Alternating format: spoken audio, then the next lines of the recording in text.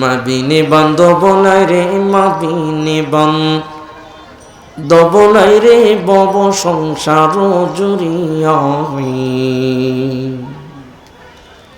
ভেবে দেখো কি করছ সেই মায়ের লাগিয়া ভেবে দেখো কি করছ সেই মায়ের লাগিয়া সন্তান যদি দূরে থাকে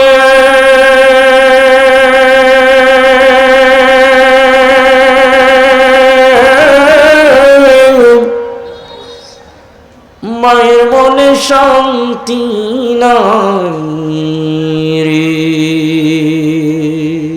ঠিক না? সন্তান যদি দূরে থাকে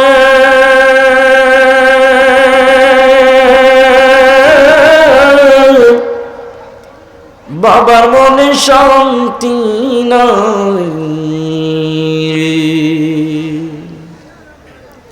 बच्चा दो नस्बे फिरे बच्चा दो नस्बे फिरे असबे कौन फिरे बेबे देखो की करছো সেই মায়ের লাগিয়া बेबे देखो की करছো সেই মায়ের লাগিয়া মাবিনে বান্ধব নাই রে মাবিনে বান্ধব নাই রে বব সংসার জুড়িয়া ভেবে দেখো কি করছো সেই মায়ের লাগিয়া ভেবে দেখো কি করছো সেই মায়ের লাগিয়া যার কারণে মহান রব্বুল আলামিন আজ থেকে 1450 বছর পূর্বে জিবরিল আমিন আলাইহিস সালামের মাধ্যমে কুরআনুল কারীমের 21 নম্বর পারা সূরাতুল লুকমানের 14 নম্বর আয়াত বিশ্বনবী সাল্লাল্লাহু আলাইহি ওয়াসাল্লামের উপর নাযিল করিয়া জানা দিলেন বন্ধু আমার, জানা দিলেন বন্ধু আমার, আপনি আপনার উম্মতদেরকে জানা দিন কিয়ামত পর্যন্ত যত মানুষ আসবে সমস্ত মানুষকে জানায়া দিন ওয়াসাইনাল ইনসান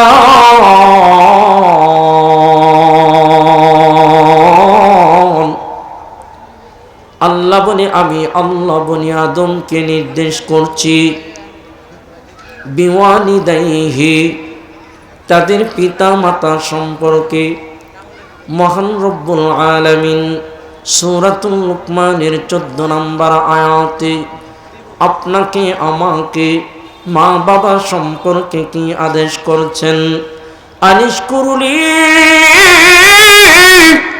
ওয়ালিওয়ালিদাইক আল্লাহ বলে বান্দা আমি আল্লাহর কৃতজ্ঞতা স্বীকার করো এবং তোমরা তোমাদের মা বাবার কৃতজ্ঞতা হও। জোরে জোরে বলেন সুবহানাল্লাহ। তাহলে মা বাবার কৃতজ্ঞতা স্বীকার করার হুকুম কার? আরো জোরে বলেন কার? আওয়াজ দিয়ে বলেন কার? নামাজের হুকুম কার? রোজার হুকুম কার? যাকাতের হুকুম কার? বন্ধুগণ আমার, নামাজ যেমন আল্লাহর হুকুম, রোজা যেমন আল্লাহর হুকুম, যাকাত যেমন আল্লাহর হুকুম, মহান রব্বুল আলামিন মা বাবার খেদমত এটা আল্লাহর হুকুম। যার কারণে মহান রব্বুল আলামিন ফরমান وقضى ربك ألا تعبدوا إلا إياه وبالوالدين إحسانا মহান রব্বুল আলামিন কুরআনুল কারীমের 15 নম্বর পারা সূরাতুল বনী ইসরাঈলের মধ্যে বর্ণনা করেন, এর বান্দা আমি আল্লাহর ইবাদত করো, আমি আল্লাহর দাসত্ব করো, আমি আল্লাহর গোলামি করো, আমি আল্লাহ ছাড়া অন্য কারো উপাসনা করিও না। মহান রব্বুল আলামিন তিনার উপাসনা করার পরই এই আয়াতের মধ্যে আবার বলেন, বান্দা তোমরা তোমাদের পিতা মাতার সঙ্গে সদাচরণ করো, তোমরা তোমাদের পিতা মাতার সঙ্গে সুন্দর ব্যবহার করো। পিতা মাতার সঙ্গে সুন্দর ব্যবহারের হুকুম কার? আর জোরে বলেন কার? বন্ধুগণ আমার, দয়ার নবী মায়ার নবী গো, হাদিসে পাকের মধ্যে প্রমাণ, হুমা নারুকা ওয়া হুমা জান্নাতুকা।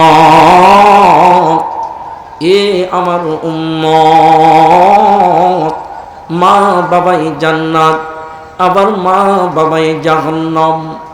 দয়াল নবী মায়ার নবী যখন সাহাবায়ে কেরামদের সামনে এমন করে বলল, ও আমার সাহাবীরা, মা বাবাই জান্নাত, আবার মা বাবাই জাহান্নাম। সাহাবায়ে কেরামরা ডেকে বলে, ইয়া রাসূলুল্লাহ, মা বাবা কেমন করে জান্নাত হয়? দয়ার নবী মায়ার নবী বলেন, এরে আমার উম্মত, যেই সন্তানগুলো মা বাবার হক আদায় করে না, যেই সন্তানগুলো মা বাবার খেদমত করে না, যেই সন্তানগুলো মা বাবার সঙ্গে সদাচরণ করে না, যেই সন্তানগুলো মা বাবার আনুগত্যশীল হয় না, দয়ার নবী মায়ার নবী ফরমান, ওই সন্তানগুলোকে কিয়ামতের ময়দানে জাহান্নামের আগুনে জ্বলতে হবে। জোরে জোরে বলেন নাউজুবিল্লাহ। সাহাবায়ে কেরামরা বলেন, ইয়া রাসূলুল্লাহ, বুঝতে পারলাম মা বাবার সেবা না করলে, মা বাবার হক আদায় না করলে জাহান্নামের আগুনে জ্বলতে হবে। আবার মা বাবা কেমন করে জান্নাত হয়? দয়ার নবী মায়ার নবী বলেন,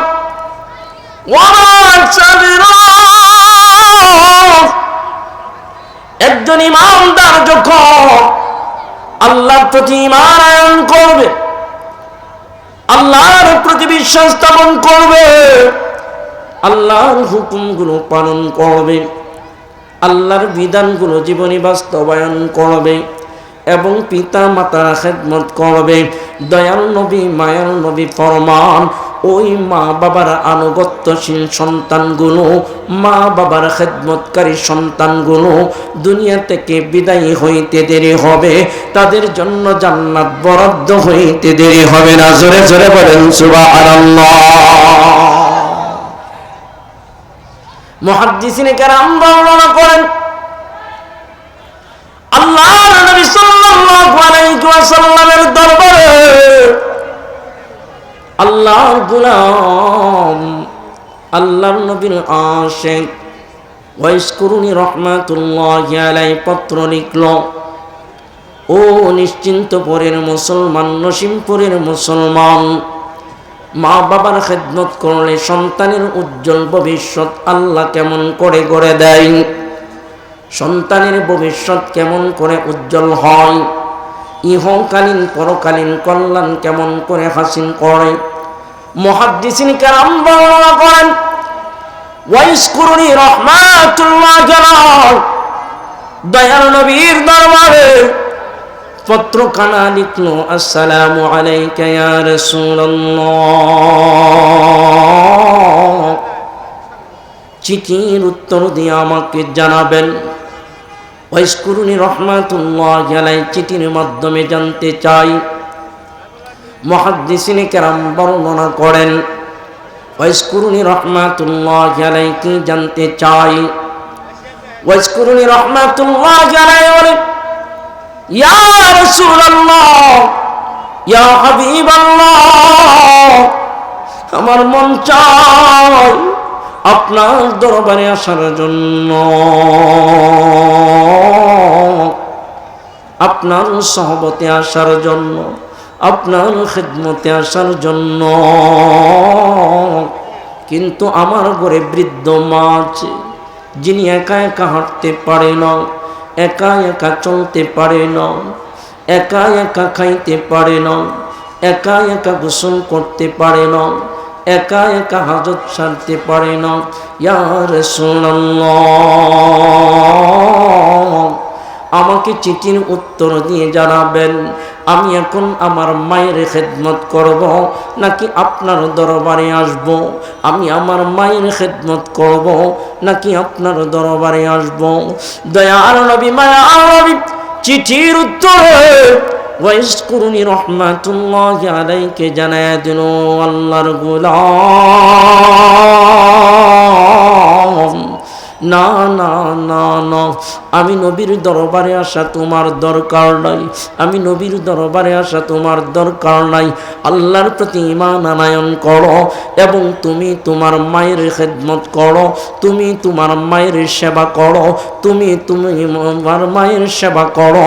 তোমার মায়ের খেদমতের মধ্যে আল্লাহ তোমার কল্যাণ রেখেছে। জোরে জোরে বলেন সুবহানাল্লাহ। দয়ার নবী, মায়ার নবী বলেন, মা বাবার খেদমত যে সন্তানগুলো করে গো, মা বাবার দোয়া যে সন্তানগুলো নেয়, মা বাবার দোয়া যে সন্তানগুলো পায়, মহান রব্বুল আলামিন ওই সন্তানগুলোকে দুনিয়াতে কষ্ট দেয় না, ওই সন্তানগুলোকে দুনিয়াতে লাঞ্ছিত করে না, ওই সন্তানগুলোকে দুনিয়াতে অপমানিত করে না, ওই সন্তানগুলো দুনিয়াতে অপদস্থ করে না। দয়ার নবী, মায়ার নবী ফরমান, কেননা মা বাবার দোয়া আল্লাহ কবুল করে, মা বাবার দোয়ার বদৌলতে সন্তানের ভবিষ্যৎ আল্লাহ উজ্জ্বল করে। জোরে জোরে বলেন সুবহানাল্লাহ। মায়ের দোয়া লও রে মুমিন, মায়ের দোয়া লও, বাবার দোয়া লও রে মুমিন, বাবার দোয়া লও, মায়ের দোয়া লও রে মুমিন, মায়ের দোয়া লও, বাবার দোয়া লও রে মুমিন, বাবার দোয়া লও। বিপদে পড়বে না তুমি যখন যেথায় যাও, বিপদে পড়বে না তুমি যখন যেথায় যাও, মায়ের দোয়া লও রে মুমিন, মায়ের দোয়া লও, বাবার দোয়া লও রে মুমিন, বাবার দোয়া লও। মা বাবার দোয়া আপনার আমার উজ্জ্বল ভবিষ্যৎ গড়ে দিবেন কে? আর জোরে বলেন কে? বন্ধুগণ আমার, আমি আনসারুল হক জানো, আমার বাস্তব জীবনে অনেক এমন মানুষ দেখেছি যেই মানুষগুলো তার মা বাবার সঙ্গে বেয়াদবি করেছে, মা বাবার সঙ্গে দুর্ব্যবহার করেছে, ওই সন্তানগুলোকে দুনিয়াতেই লাঞ্ছিত, অপমানিত, অপদস্থ করেন কে? বন্ধুগণ আমার, মুহাদ্দিসিনে কেরাম বর্ণনা করেন, দয়ার নবী, মায়ার নবী একদিন বসা ছিলেন, দিনের কান লাগায়া শোনো রে মুসলমান, মা বাবা যদি তোমার প্রতি নারাজ হয়, মা বাবা যদি তোমার প্রতি বেজার হয়, মা বাবার মনে যদি তুমি কষ্ট দাও, মা বাবার মনে যদি তুমি দুঃখ দাও, তোমার জীবন আঙ্গার হয়ে যাবে, তোমার জীবন তামা তামা হয়ে যাবে। মুহাদ্দিসিনে কেরাম বর্ণনা করেন, দয়াল নবী, মায়ার নবী একদিন বসা ছিলেন, সাহাবায়ে কেরামগণ দয়াল নবী, মায়ার নবীর দরবারে সালাম দিয়ে হাজির হয়ে গেল। দয়াল নবী, মায়ার নবী সালামের উত্তর নিল, সালামের উত্তর নিয়ে দয়াল নবী, মায়ার নবী আবার সাহাবায়ে কেরামদের চেহারার দিকে তাকাইয়া তাকাইয়া ডেকে বলে, আমার সাহাবীরা,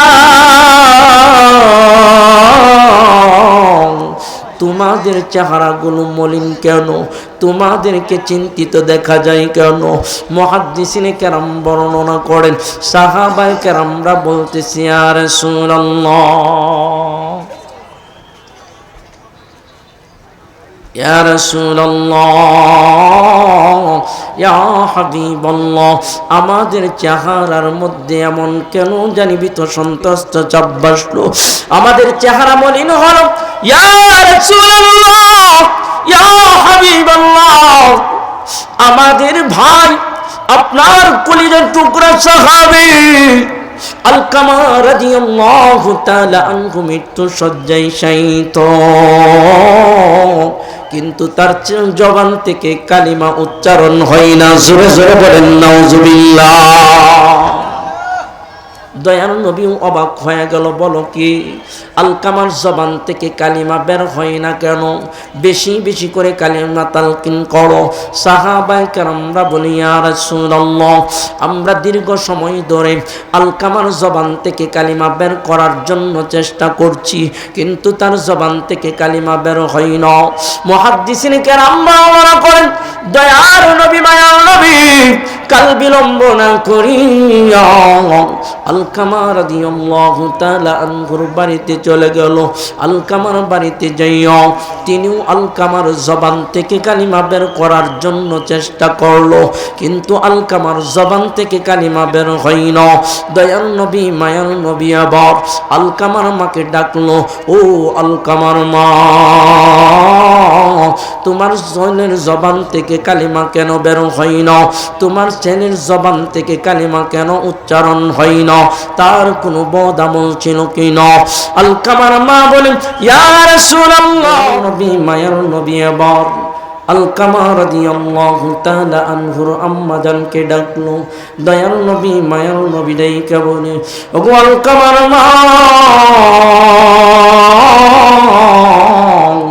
তোমার সন্তান আলকামা মৃত্যু শয্যায় শায়িত, কিন্তু তার জবান থেকে কালিমা বের হয় না, তার জবান থেকে কালিমা উচ্চারণ হয় না। তোমার সন্তানের কোনো বদ আমল ছিল কি না? তোমার সন্তানের কোনো খারাপ আমল ছিল কি না? রে আসলে আর মুসলমান, একটা বার চিন্তা করে দেখুন, যেই সাহাবায়ে কেরাম সম্পর্কে মহান রব্বুল আলামিন কুরআন কারীমের 30 নম্বর পারা সূরাতুল বাইয়িনার মধ্যে আয়াত নাযিল করেন, রাদিয়াল্লাহু আনহুম ওয়া রাদু আন যালিকা লিমান খাশিয়া রাব্বাহ। আল্লাহ বলে, আমি তাদের প্রতি খুশি হয়ে গেলাম, তারাও আমার প্রতি খুশি হয়ে গেল। ওই সাহাবীর জবান থেকে কালিমা বের হয় না, কত বড় কথা! জোরে জোরে বলেন ঠিক কি না? বন্ধুগণ আমার, দয়ার নবী ডাইকে বলে, ও আলকামার মা, তোমার আলকামার কোনো খারাপ আমল ছিল কিনা?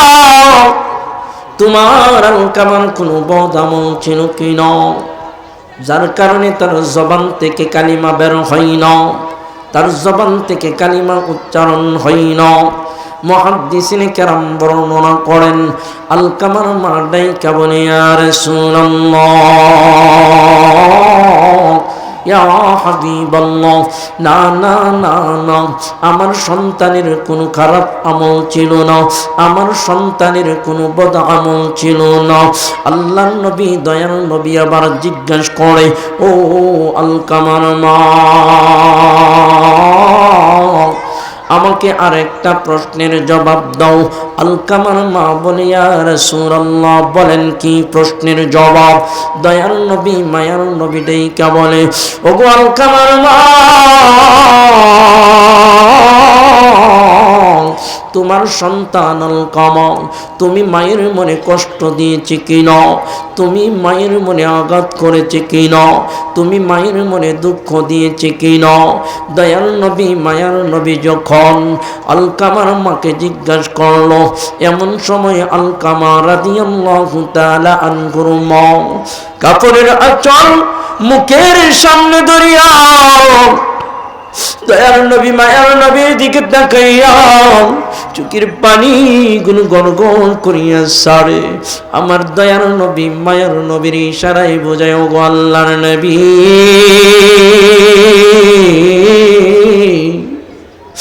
আমার আলকামা আমি মায়ের মনে কষ্ট দিছে। জোরে জোরে বলেন নাউজুবিল্লাহ।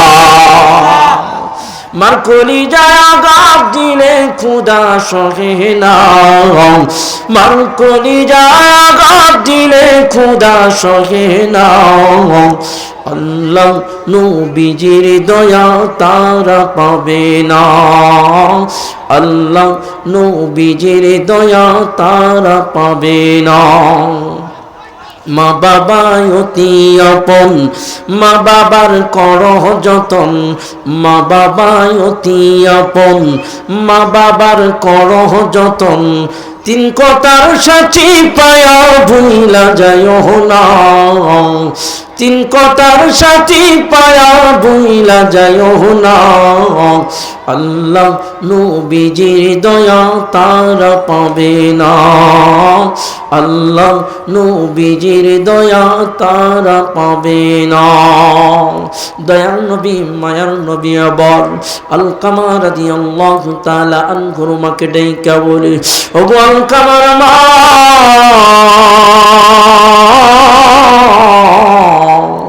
আলকামা তুমি মায়ের মনে কষ্ট দেওয়ার কারণে, আলকামা তুমি মায়ের মনে দুঃখ দেওয়ার কারণে, আলকামা তুমি মায়ের মনে আঘাত দেওয়ার কারণে মৃত্যু শয্যায় শায়িত হওয়ার পর তার জবান থেকে কালিমা বের হয় না। জোরে জোরে বলেন নাউজুবিল্লাহ। বন্ধুগণ আমার, তাহলে একটা বার চিন্তা করিয়া দেখুন, আমরা আমাদের মা বাবার মনে কত কষ্ট দেই। জোরে বলেন দেই কি দেই না?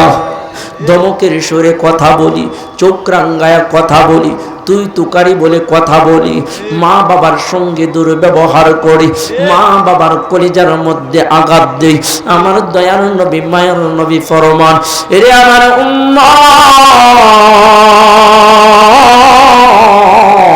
মা বাবার মনের মধ্যে যদি তুমি কষ্ট দাও, মা বাবার সঙ্গে যদি চোখ রাঙ্গাইয়া কথা বলো, মা বাবার সঙ্গে যদি ধমকের সুরে কথা বলো, মা বাবার সঙ্গে যদি দুর্ব্যবহার কথা বলো, মা বাবার সঙ্গে যদি খারাপ আচরণ করো, আমার দয়ার নবী মায়ের নবীটাই কে বলে, ঈমান নিয়ে দুনিয়া থেকে বিদায় হওয়া তোমার জন্য বড় মুশকিল হবে। জোরে জোরে বলেন ঠিক কিনা?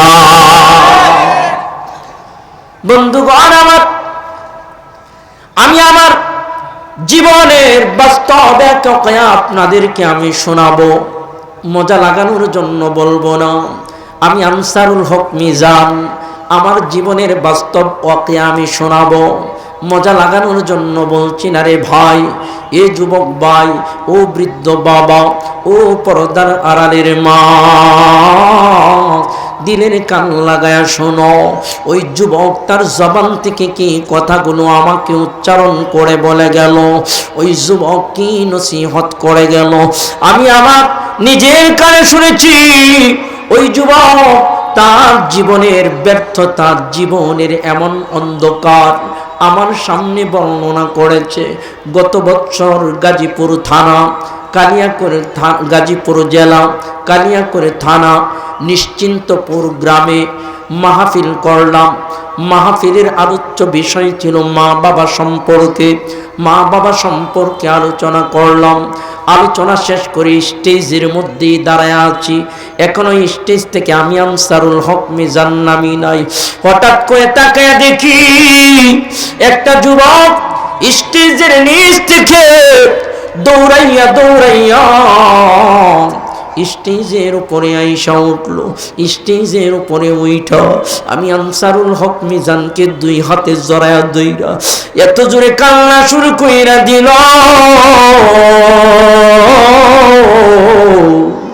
তার কান্নার আওয়াজে মানুষগুলো হতভম্ব হয়ে গেল। আশপাশের মানুষগুলো হতভম্ব হয়ে গেল। এই যুবকের কি হলো? এমন করে কান্না করে কেন? কি হয়েছে এই যুবকের? আমিও বলতেছি রে ভাই, আমাকে ছাড়ো, তোমার মনে কি দুঃখ বেদনা, চলো ঘরের ভিতরে যাই, সেখানে তোমার দুঃখগুলো শুনবো, তোমার মনের কথাগুলো শুনবো। কিন্তু যুবক দুইটা হাত আমার কাঁধ থেকে সরাইতে চাই না, জোরপূর্বক ছাড়ানো হলো। হুজরাখানার ভিতরে গেলাম, মাদ্রাসার ভিতরে গেলাম, যুবকটাও আমার পেছনে কাঁদতে কাঁদতে গেল। মাদ্রাসার ভিতরে যাইয়া আমি আনসারুল হক মিজানের দুই কানা পাও জড়ায়া দইরা আবার কান্না শুরু করলো। আমি বললাম, যুবক ভাই উঠো, তোমার মনের কি কথা বলো, এমন করে কান্না করতেছো কেন, কারণ কি বলো? কিন্তু যুবক কান্নার কারণে কথা বলতে পারে না। আশপাশের মানুষগুলো ডাইকা বলে, রে যুবক, এমন করে অবুঝ শিশুর মতো কান্না করো কেন, কি হয়েছে তোমার? সমস্ত মানুষগুলোর চোখে পানি চলে আসছে ওই যুবকের কান্না দেখিয়া। এক পর্যায়ে যুবক ডাইকা বলে, হুজুর,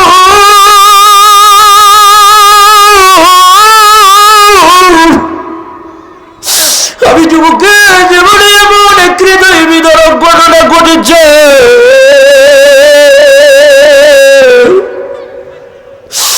ওই ঘটনা যখন আমার মনে হয়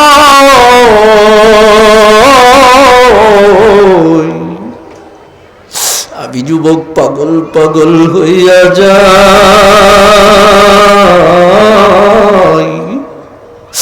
নিজেরে নিজে ধরে রাখতে পারি না হুজুর। ওই যুবকটাই কেমন, হুজুর,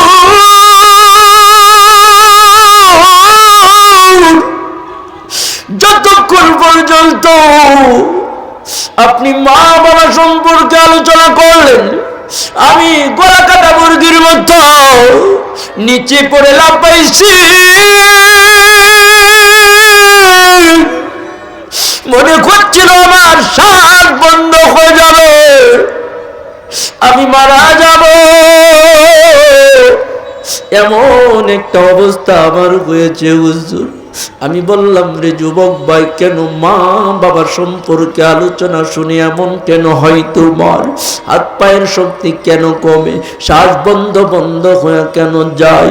ওই যুবকটাই কেমন, হুজুর, আমি কোটিপতি একজন মানুষ, টাকা পয়সার আমার অভাব ছিল না, ধন সম্পদের অভাব ছিল না, মিল কারখানা আমার নিজস্ব ছিল, যেখানে কোটি কোটি টাকা আমার ইনভেস্ট ছিল। বলে, হুজুর,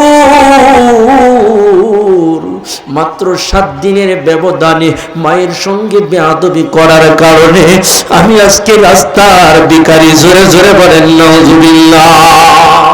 মার কলিজায় আঘাত দিলে খোদা সহে না, মার কলিজায় আঘাত দিলে খোদা সহে না, আল্লাহ নবীজির দয়া তারা পাবে না, আল্লাহ নবীজির দয়া তারা পাবে না। মা বাবা অতি আপন, মা বাবার করহ যতন, মা বাবা অতি আপন, মা বাবার করহ যতন, 3 কথার সাথী পায়া ভুইলা যাইও না, 3 কথার সাথী পায়া ভুইলা যাইও না, আল্লাহ নবীজির দয়া তারা পাবে না, আল্লাহ নবীজির দয়া তারা পাবে না। ওই যুবকটাই কেবল, হুজুর, আমি কোটিপতি একজন মানুষ, আমি প্রতিদিন বাড়িতে যাইতে পারতাম না, 1 সপ্তাহ পর যাইতাম, কোনো মাসে 1 মাস পর বাড়িতে যাইতাম।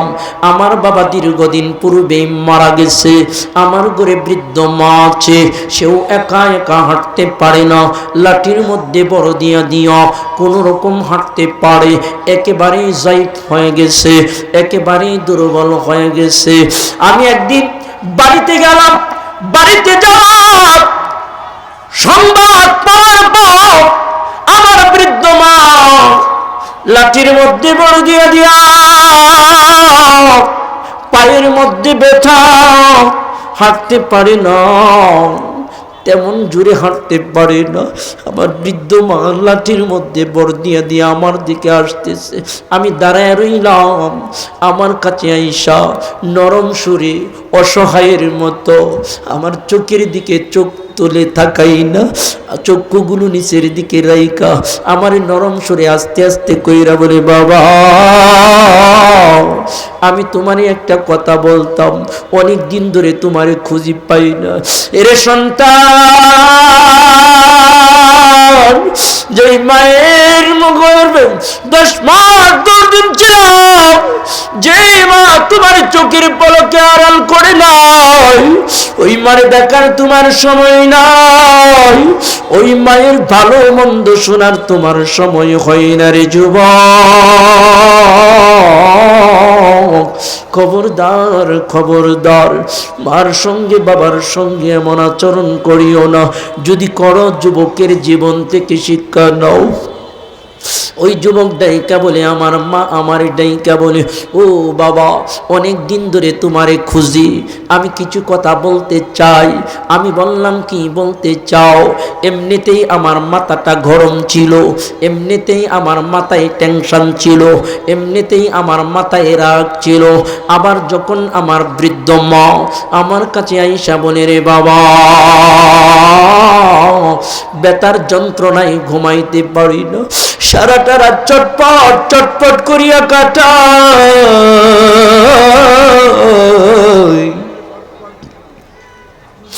ও বাবা, আমার একটা ডাক্তার দেখাও, আমি তোমার দেখা পাই না, কার কাছে আমার মনের দুঃখ বলবো? তোমার বাবাও তো নাই। এমন করিয়া যখন আমার বৃদ্ধ মা আমার ডাইকা বলে, আমার মাথার রাগ আরো বাড়িয়া গেল। আমি দেশ পিছলাম পাইলাম, আমার ওই বৃদ্ধ মার দিকে চক্ষুগুলো গরম গরম করিয়া উচ্চ আওয়াজে দমকের শরীরাইকা বললাম, এ বুড়ি সর, আমার চোখের সামনে থেকে সর, না হয় কিন্তু লাথি মেরে বাড়ি থেকে বের করে দিব। জোরে জোরে বলেন নাউজুবিল্লাহ। মার কলিজায় আঘাত দিলে খোদা সহে না, মার কলিজায় আঘাত দিলে খোদা সহে না। আল্লাহ নবীজির দয়া তারা পাবে না, আল্লাহ নবীজির দয়া তারা পাবে না। মা বাবা অতি আপন, মা বাবার করহ যতন, মা বাবা অতি আপন, মা বাবার করহ যতন। 3 কথার সাথী পায়া ভুইলা যাইও না, 3 কথার সাথী পায়া ভুইলা যাইও না। আল্লাহ নবীজির দয়া তারা পাবে না, আল্লাহ নবীজির দয়া তারা পাবে না। ওই যুবক ডাইকা বলে, হুজুর, আমি যখন আমার মায়ের দিকে চক্ষুগুলো গরম গরম করে তাকাইলাম, ধমকের সরে যখন আমার মার ডাইকা বললাম, এ বুড়ি সর সর সর, আমার চিন্তায় আমি বাঁচি না। আবার ডাক্তার দেখানোর জন্য আইস, আমার চোখের সামনে থেকে সর, যদি না সরগ লাথি মেরে ঘর থেকে বের করে দিব। আমি যখন এমন বাক্য উচ্চারণ করলাম, এমন সময় আমি তাকায়া দেখি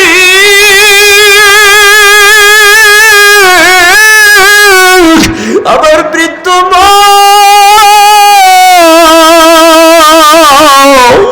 কাপড়ের আঁচলটা এক হাতে ধইরা আরেক হাতে লাঠি ধরা মুখের মধ্যে চাপা দিয়ে ধইরা আমার মা চোখের পানিগুলো গড় গড় গড় গড় কইরা সারতেছে।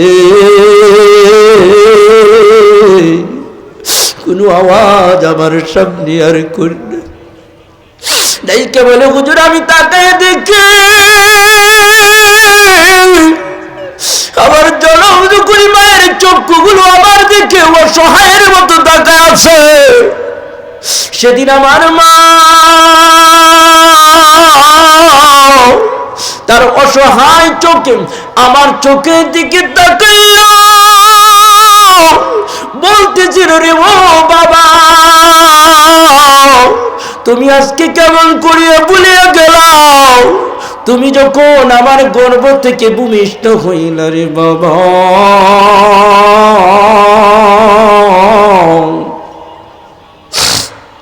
যখন তুমি কোনো কথা বলতে পারতা না, তুমি যখন আমি মায়ের দিকে চক্ষুগুলো দিয়ে তাকাইতা, যেই চক্ষুগুলো গরম গরম চোখে তাকাইলা রে বাবা, ওই চক্ষুগুলো দিয়ে যখন আমি মায়ের দিকে তাকাইতাম, আমি মা বুঝে যাইতাম আমার সোনার ক্ষুধা লাগছে,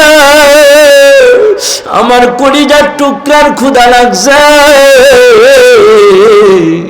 আমি মা দেরি না কইরা আমার স্তনটা তোমার মুখে ধরতাম, তুমি আমার বুকের দুধ পান করিয়া তোমার ক্ষুধা নিবারণ করতা। জোরে জোরে বলেন আল্লাহু আকবার। মায়ের একদার দুধের দাম কাঠিয়া গায়ের চাম, মায়ের একদার দুধের দাম,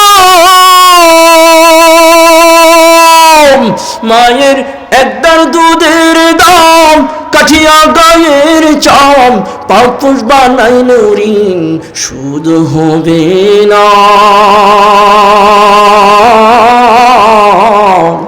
এমন দরদি মাইরে কষ্ট দিও না, এমন দরদি মাইরে কষ্ট দিও না। প্রাণের মা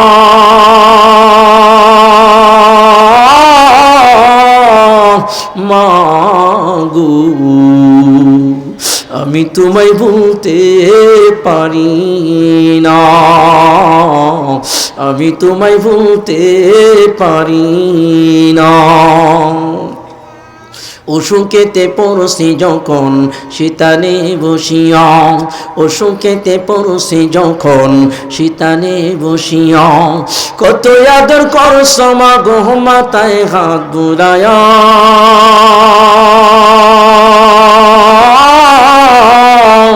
প্রাণের মা আমি তোমায় ভুলতে পারি না, আমি তোমায় ভুলতে পারি না। ওই যুবক খাও করিয়া কান্না করে চোখের পানিতে বুক ভিজায় আর ডাইকা বলে হুজুর আমার মায়ের সেদিন অসহায় চক্ষু আমার দিকে তাকায়া তাকায়া বলতেছিল রে বাবা, আমার সঙ্গে যে ধমকের সুরে তুমি কথা বলো, আমি মা তোমার এই কণ্ঠের কান্না থামানোর জন্য কত হাজার হাজার দিন আমি অগুমা কাটাইছি, সারাদিন পরিশ্রম করেছি, হাড় ভাঙ্গা পরিশ্রম, সংসারের সমস্ত কাজগুলো সামলাইয়া রাত্রিবেলা যখন ঘুমাইতে যাই এমন সময় তুমি চিৎকার শুরু করেছো রে বাবা। এই কণ্ঠ দিয়ে আমি মা হাজার চেষ্টা করার পর যখন তোমার চিৎকার থামাইতে পারি না,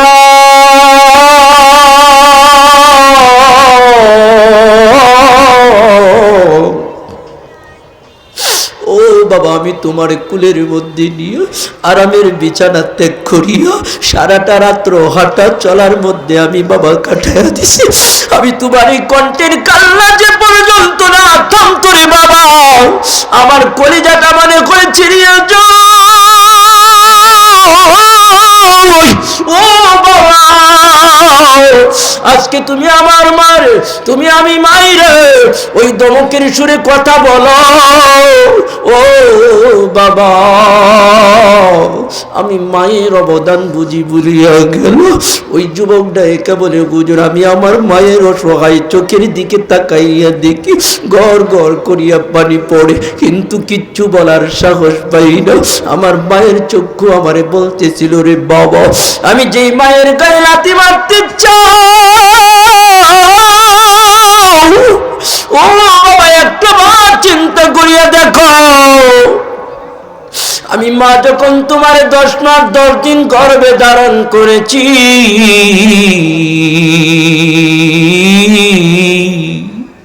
আমি মায়ের কলিজার মধ্যে তুমি কত হাজার বার লাথি দিয়েছো রে বাবা।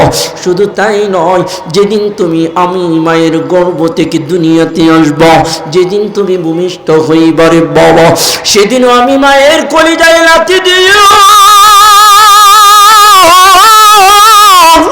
দুনিয়ার আলো দেখে জোরে বাবা, আজকে আমি সেই মায়ের লাথি মারতে চাও, সেই মায়ের ঘর থেকে বের করে দিতে চাও।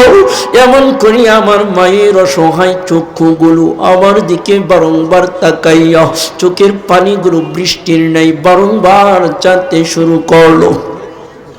কিন্তু আমি এত পাষণ্ড সন্তান ছিলাম, তারপরও আমার মনে দয়া লাগে নাই, তারপরও আমার মনে মায়া লাগে নাই। আমি কারখানায় চলে গেলাম, আমার বিবিকে বলে গেলাম ফিরতে দেরি হবে, কারখানায় চলে গেলাম। রাত্রিবেলায় কারখানায় ফোন গেল, হঠাৎ করে আমার বিবি ফোন দিল, আমি ফোন রিসিভ করলাম। আমার বিবি ডাইকা ডাইকা বলতেছে, স্বামী খুশির সংবাদ শুনছনি? আমি বললাম কেমন খুশির সংবাদ? আমার বিবি ডাইকা বলে, স্বামী আমার, যেই বুড়িটার চিৎকারের যন্ত্রণায় রাত্রিবেলা ঘুমাইতে পারতাম না, সন্তানগুলো ঘুমাইতে পারতো না, তুমিও ঘুমাইতে পারতা না, মানুষগুলো ঘুমাইতে পারতো না, ওই তোমার বুড়ি মা কিছুক্ষণ আগে দুনিয়া থেকে বিদায় নিছে। জোরে জোরে বলেন নাউজুবিল্লাহ। ওই যুবক খাও মাও করিয়া কান্দে, ডাইকা বলে হুজুর, তখন আমি সন্তানের মনে অনুতপ্ত আসে নাই, অনুশোচনা হয় নাই। হাই হাই, বিকেল বেলাও না আমি আমার মায়ের সঙ্গে দুর্ব্যবহার করলাম, আমার মায়ের দিকে চোখ রাঙ্গায়া কথা বললাম, ধমকের সুরে কথা বললাম, লাথি মেরে বাড়ি থেকে বের করে দিতে চাইলাম। ওই জনম দুঃখিনী মা মারা গেছে, তারপর আমার অনুশোচনা হয় নাই, অনুতপ্ত হয় নাই। আমি বাড়িতে আসলাম, পরদিন সকালবেলা মসজিদের ইমামকে সঙ্গে নিয়ে, প্রতিবেশীদেরকে সঙ্গে নিয়ে আমার মায়ের দাফন কাফনের কাজ সম্পন্ন করলাম। দাফন কাফনের কাজ সম্পন্ন করে বাড়িতে চলে আসলাম। এইভাবে দিন যায় রাত যায়, একটা সপ্তাহ পার হয় নাই, 7টা দিনও পার হয় নাই রে যুবক। দিলের কান লাগায়া শোনো, ওই যুবক মার সঙ্গে বেয়াদবি করার কারণে কেমন অন্ধকার তার জীবনে নেমে আসছে, কেমন আযাব তার জীবনে নেমে আসছে, কেমন গজব তার জীবনে নেমে আসছে। ওই যুবক তার জবান থেকে সরাসরি আমি আনসারুল হক মিজানের সাথে বর্ণনা করেছে।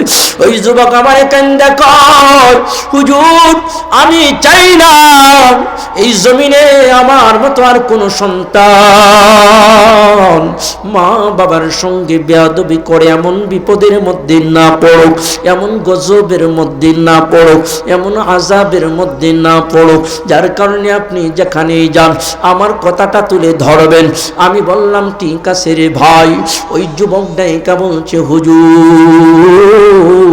একটা সপ্তাহ পার হয় নাই, 7টা দিনও পার হয় নাই, মা মারা গেছে। হঠাৎ করে একদিন রাত্রি বেলায় টেলিফোন আসলো, টেলিফোন রিসিভ করলাম। হঠাৎ করে যিনি টেলিফোন করলো তিনি টেলিফোন করে কান্না শুরু করে দিল। আর আমি জিজ্ঞাসা করলাম, কে তুমি, কেন কান্দো, কি হয়েছে তোমার? ওই পার থেকে বলতেছে, স্যার আমি আপনার কারখানার দারোয়ান, আমি আপনার কারখানার সিকিউরিটি গার্ড। আমি বললাম, এত রাতে ফোন করলা, আবার কান্না করতেছো, কারণ কি? সিকিউরিটি গার্ড ডাইকা বলে, স্যার সর্বনাশ হয়ে গেছে, সর্বনাশ হয়ে গেছে। আমি বললাম, কি হয়েছে রে তোমার, কেন কান্না করো রে ভাই? ওই সিকিউরিটি গার্ড ডাইকা বলে, স্যার 3 ঘন্টা যাবত আপনার ফ্যাক্টরিতে আগুন ধরছে, কয়েকটা ফায়ার সার্ভিসের ইউনিট চেষ্টা করতেছে আগুন নিভানোর জন্য, কিন্তু আগুন নিভার কোনো নমুনাই দেখি না। জোরে জোরে বলেন আল্লাহু আকবার। মায়ের মনে কষ্ট দিলে রে যুবক। আমি আমার জীবনে এমন কয়েকটা বাস্তব ঘটনার সাক্ষী হয়েছি, আমি আমার জীবনে দেখেছি এক যুবক নিশার টাকার জন্য মারেও মারে, বাবারেও মারে।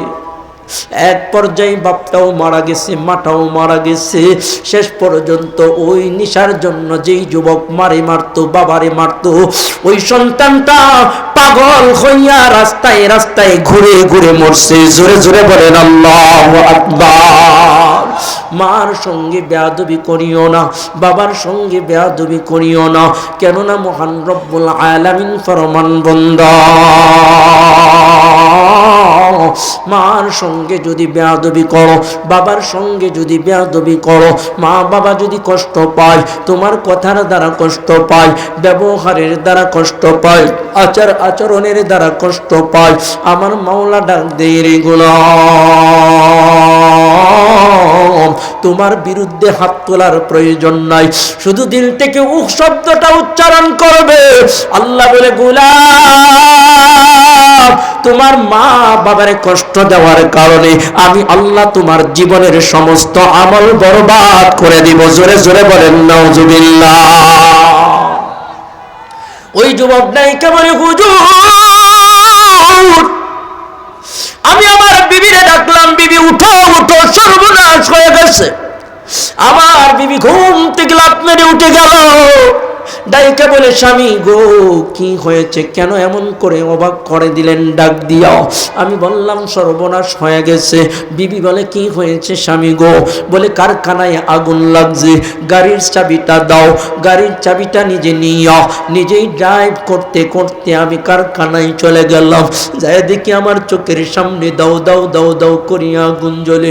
যেই কোম্পানিতে গত এক সপ্তাহ আগে কোটি কোটি টাকার সম্পদ আমি ঢুকাইলাম, কোটি কোটি টাকা আমি ইনভেস্ট করলাম, বিভিন্ন ব্যাংক থেকে আমি ঋণ নিলাম, বিভিন্ন সংস্থা থেকে আমি ঋণ নিলাম, কোটি কোটি টাকা যেই কোম্পানির মধ্যে ডাকলাম, আমার চোখের সামনে 4 থেকে 5 ঘন্টার মধ্যে হুজুর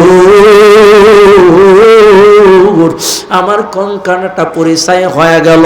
আমরা গত কয়েক বছর আগেও দেখেছি চট্টগ্রাম ডিপোতে আগুন লেগেছে, একাধারে 10-15 দিনের উপরে আগুন জ্বলছে। জোরে জোরে বলেন ঠিক কিনা? বন্ধুগণ আমার, ও টাকা পয়সার মালিক ভাইরা, ধন সম্পদের মালিক ভাইরা, খবরদার খবরদার, সম্পদের মালিক আল্লাহ, দেওয়ার মালিক আল্লাহ, নেওয়ার মালিক আল্লাহ। কিন্তু ধন সম্পদের মুখে পড়িও, বিবির ভালোবাসায় পড়িও, মা বাবাকে তুচ্ছ মনে করিও না, মা বাবার সঙ্গে দুর্ব্যবহার করিও না, মা বাবার সঙ্গে খারাপ ব্যবহার করিও না। কেননা মার পায়ের নিচে জান্নাত, বাবার পায়ের নিচে তোমার জান্নাত। জোরে জোরে বলেন ঠিক কিনা? মা যদি একবার তোমার জন্য দোয়া করিয়া যুবক, তোমার ইহকালীন কল্যাণ পরকালীন কল্যাণ আল্লাহ দান করবেন। আল্লাহর ওলি বাইজিদ বুস্তামি রাহমাতুল্লাহি আলাইহি মায়ের দুয়ার বদলতে আল্লাহর ওলি হইল। তিনি যখন ছোট্ট শিশু ঘুমাইলেন, মাও ঘরের মধ্যে ঘুমাইল। মা রাত্রি বেলা পানি পানি বলে ডাক দেয়, বাইজিদের ঘুম ভেঙে যায়। বাইজিদ বুস্তামি রাহমাতুল্লাহি আলাইহি ঘুম ভেঙে মাকে পানি পান করানোর জন্য যখন পানির পাত্রের কাছে গেল, যাইয়া দেখে পানির পাত্রতে পানি নাই। বাইজিদ বুস্তামি রাহমাতুল্লাহি আলাইহি খালি পানির পাত্রটা সঙ্গে নিয়া দূর থেকে ঝর্ণা থেকে পানি আইনা মায়ের শিয়রে আয়েশা দাঁড়ায়া রইছে। মুয়াজ্জিন যখন ফজরের আযান দেয়, আসসালাতু খায়রুম মিনান নাওম, আসসালাতু খায়রুম মিনান নাওম, ঘুম থেকে নামাজ ভালো। এমন করিয়া যখন মুয়াজ্জিন মসজিদের মাইকে আজান দেয়, বাইজিদের মার ঘুম ভেঙে যায়। বাইজিদের মার ঘুম ভেঙে যাওয়ার পর মাতার শিয়রে দাঁড়ায়া দেখে, মাতার শিয়রে তাকায়া দেখে তার ছোট্ট শিশু বাইজিদ পানির ভর্তি গ্লাস হাতের মধ্যে নিয়ে মায়ের মাতার শিয়রে দাঁড়ায়া রয়েছে। বাইজিদের মা জিজ্ঞাসা করে, রে বাইজিদ কি হয়েছে তোমার? এই গভীর রজনীতে আমার মাতার শিয়রে পানি ভর্তি গ্লাস হাতের মধ্যে নিয়ে কেন দাঁড়ায় রইলা রে বাইজিদ? বাইজিদ ডাইকা বলে, রে মা আপনি ঘুমের ঘরে পানি পানি বলে চিৎকার করলেন, কিন্তু ঘরের মধ্যে কোনো পানি ছিল না। আমি দূর থেকে পানি আইসা দেখি আপনি পুনরায় ঘুমায়া গেছেন। আপনার আরামের ঘুম আমি ভাঙ্গি নাই। আমি মনে মনে চিন্তা করলাম, আমি যদি পানি আনার পর ঘুমাই হয়ে যায়। আবার যদি আপনি পানি পানি বলে চিৎকার করেন, আমি বাইজিদ যদি আপনার সামনে পানির ভর্তি গ্লাস দিতে না পারি গো, আল্লাহ যদি কিয়ামতের ময়দানে আমি বাইজিদকে জিজ্ঞাসা করে, রে বাইজিদ, যেই মা 10 মাস 10 দিন তোমারে গর্ভে ধারণ করলো, 2 বছর তোমারে দুগ্ধ পান করাইলো, হামালাতহু উম্মুহু ওয়াহনান আলা ওয়াহনি ওয়া ফিসালুহু ফি আমাইন, ওই মায়ের জন্য সামান্য পানি পান করানোর জন্য দাঁড়ায় থাকতে পারল না, আমি বাইজিদ কি উত্তর দিব সেদিন? যার কারণে গো মা,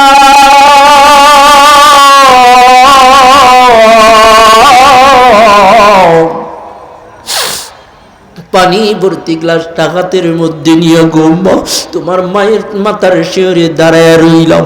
আবার জানি কখন পানি পানি বলে তুমি ডাক দাও, যাতে করে সঙ্গে সঙ্গে তোমার সামনে পানি ধরতে পারি। জোরে জোরে বলেন সুবহানাল্লাহ। বন্ধুগণ আমার, বাইজিদ বুস্তামি রহমাতুল্লাহ আলাইহির জীবনের মধ্যে আসছে, তার মা যখন দেখলো মাথার শিওর, বাইজিদ বুস্তামি রহমাতুল্লাহ আলাইহি পানি ভর্তি গ্লাস মাথার শিওরে নিয়ে দাঁড়ায় রইল। বাইজিদ বুস্তামির মা দেরি না করিয়া ওযু করিয়া 2 রাকাত নামাজ আদায় কইরা কাপড়ের আঁচলটা আকাশের দিকে বাড়ায়া দিল। আল্লাহরে ডাইকা বলে, আল্লাহ আমার বাইজিদ আমি মায়ের জন্য যা করলো তার প্রতিদান আমি কোনোভাবেই দিতে পারবো না, তার প্রাপ্য কোনোভাবেই আমি দিতে পারবো না। বাইজিদের মা ডাইকা বলে, আকাশের মালিক, তবে আমি শুনেছি তুমিও বলেছো, তোমার হাবিব বলেছো, এই পৃথিবীর মধ্যে 3 শ্রেণীর মানুষের দোয়া ডাইরেক্ট কবুল হয়, তারা হাত বাড়াইতে দেরি ও মাওলা তুমি কবুল করতে দেরি করো না। তাদের মধ্যে 1 শ্রেণীর হলো মা বাবা। আল্লাহ আমি বাইজিদের মা হইয়া তোমার দরবারে 2 কানা হাত বাড়াইয়া দিলাম, আমার বাইজিদ রে তুমি ওলি না বানাইয়া দুনিয়া থেকে নিও না। জোরে জোরে বলেন সুবহানাল্লাহ। মায়ের দোয়া লও রে মুমিনে, মায়ের দোয়া লও, বাবার দোয়া লও রে মুমিনে, বাবার দোয়া লও। বিপদে পড়বে না তুমি যখন যেতাই যাও, বিপদে পড়বে না তুমি যখন যেতাই যাও, মায়ের দোয়া লও রে মুমিনে, মায়ের দোয়া লও, বাবার দোয়া লও রে মুমিনে, বাবার দোয়া লও। বাইজিদ বুস্তামির জীবনের মধ্যে আসছে, বাইজিদ বুস্তামি রহমাতুল্লাহ আলাইহি মায়ের দোয়ার বদলতে বাইজিদ আল্লাহর ওলি হয়েছে রে ভাই। এর যুবক, তুমি অভাবের মধ্যে আছো, মা বাবার দোয়া নাও। বিপদের মধ্যে আছো, মা বাবার দোয়া নাও। টেনশনের মধ্যে আছো, মা বাবার দোয়া নাও। অসুস্থতার মধ্যে আছো, মা বাবার দোয়া নাও। সন্তান হয় না, মা বাবার দোয়া নাও। কামাই রুজি হয় না, মা বাবার দোয়া নাও। ব্যবসায় উন্নতি হয় না, মা বাবার দোয়া নাও।